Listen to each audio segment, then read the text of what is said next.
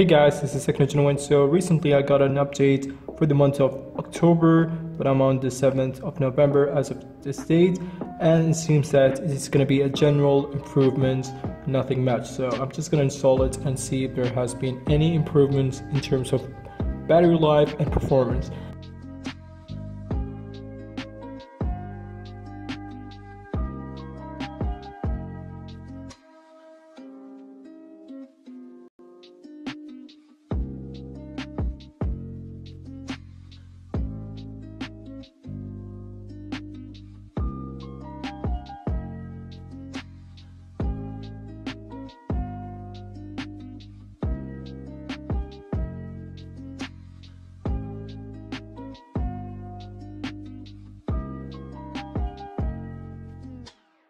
Now we're just going to close all the recent apps or apps that is running in the background to test out the benchmark of the latest October update.